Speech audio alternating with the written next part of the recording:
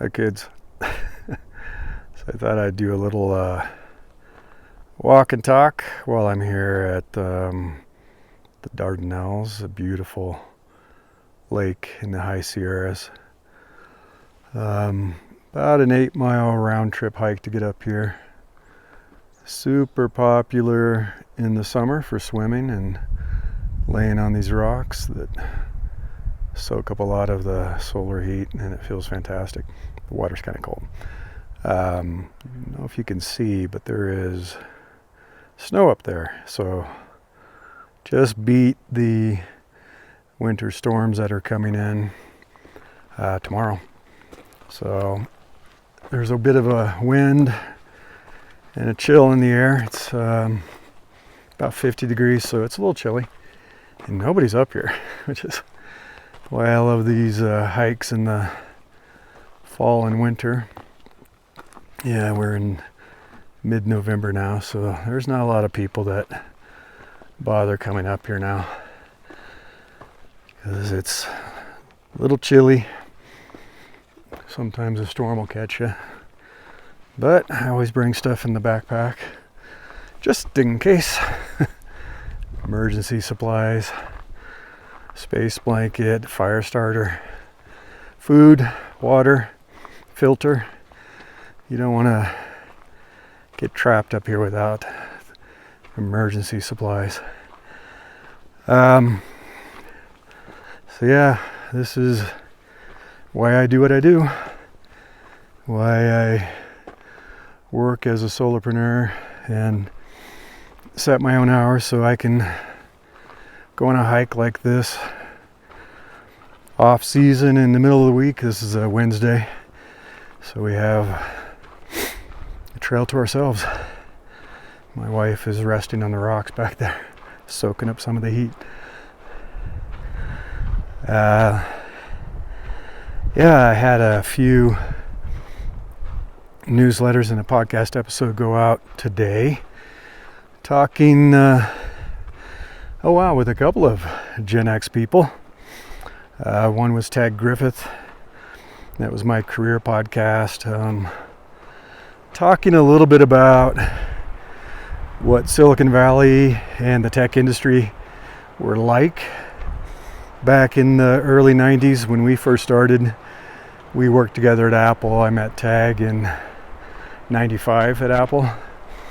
So it was a very different scene back then. The people that were involved with tech were a little nerdy, in love with tech and science and engineering.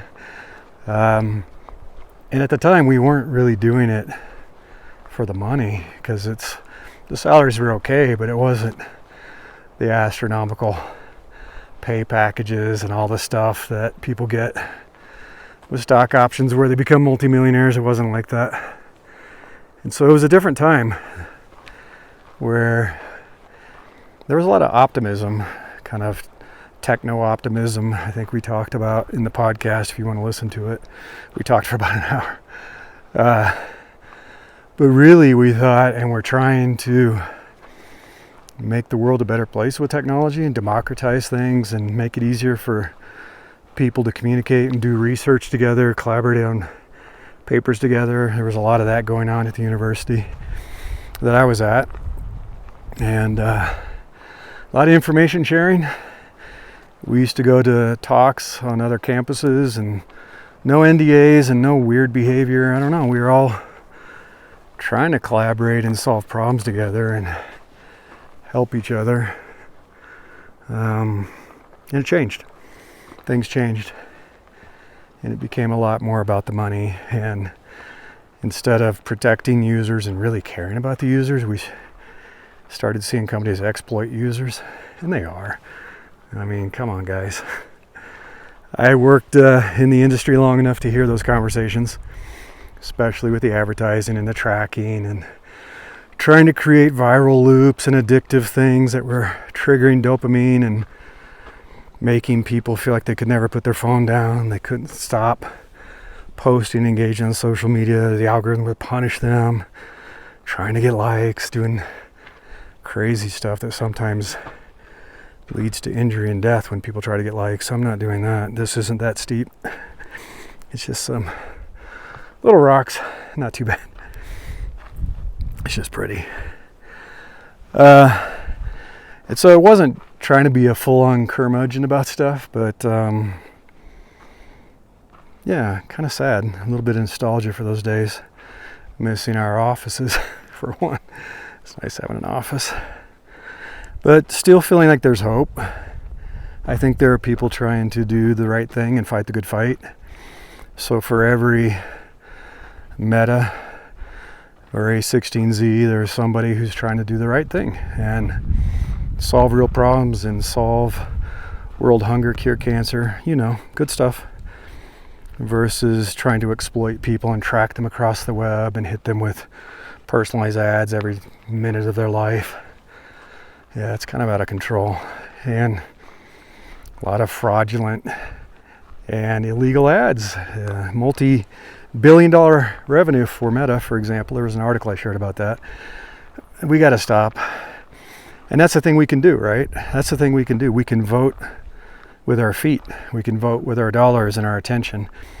We can give our time and attention to companies that are trying to do the right thing as much as possible. Sometimes it's almost impossible to avoid some of these services.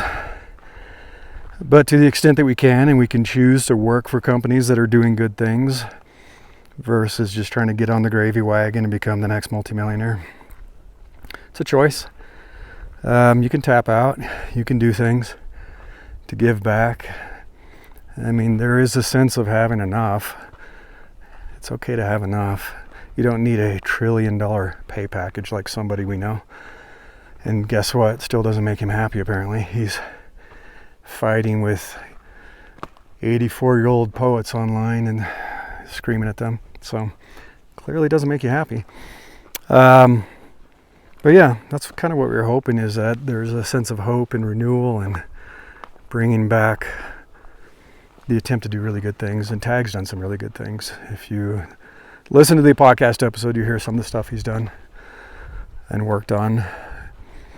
And it's not like we have to avoid technology. We have to embrace it. I'm in Gen X.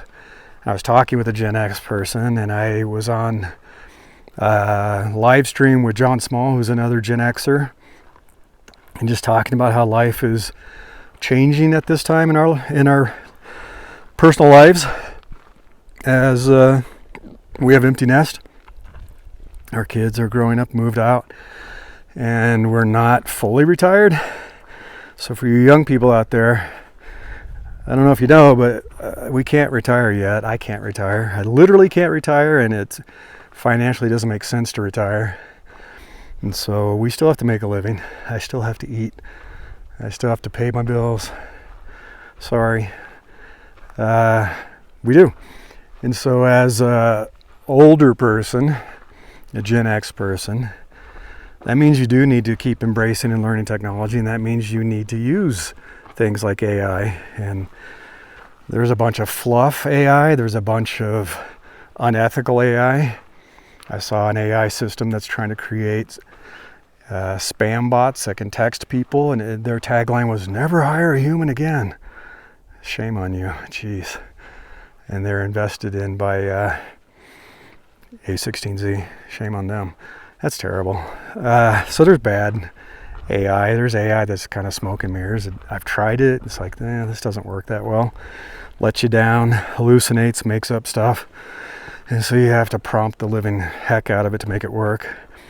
But I shared a tip in my Solopreneur newsletter about Granola AI, granola.ai. Pretty cool. It kind of delivers.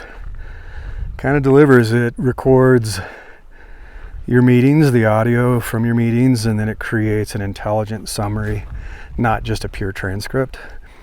And so key insights in a structured document, and there's recipes that are a mix of AI, obviously, but human input and human models. And so there's all kinds of stuff that can help you with writing PRDs, managing your calendar, you name it. There's a lot of cool stuff that they have. So you should check it out, granola.ai. I'm pretty impressed with it. I think they're based in London. So that's maybe why they're a little more ethical. I'm sorry, U.S. companies. Many of you have lost your way. It's kind of sad. Stricter laws in the EU and maybe in the UK too. I don't know. Anyway, pretty good system. And so John and I talked about stuff like that too, where we got to embrace it. We have to embrace technology. We have to stay current. Have to use AI because he's an entrepreneur too, solopreneur, and we're running businesses and trying to make a living, trying to do some good, trying to help people, coaching people, advising people. He does a lot of work helping people set up podcasts and optimize those and get their voice out into the world. So it's kind of cool. So yeah, check those out. It's 3 different newsletters and a podcast episode that went out, but that's what I talked about this week. And I'm gonna get back to this hike. It's so pretty up here, but this is the point. This is why I coach people, and I'm working with some folks right now that are trying to exit their corporate careers. They've had a good run, like 20 years or plus, and they're tired of it, and at some point you do get tired of it. So they want the freedom and the flexibility of running your own business, being able to live anywhere. They want to move. They want to move internationally. They want to move away from the Bay Area where the higher cost of living is kind of crushing them. They want more time for friends and family, exercise, getting their health back, which is what I've been doing since 2010. That's when I left and never went back. And I miss my friends in corporate. I miss y'all. It was fun. You're good people, but it wasn't good for my health. I've reconnected with myself, with my family, my children, my wife, friends, and nature, which always recharges me. That's why I encourage this so much. And I am trying to think about how to do some retreats and weekend retreats out here.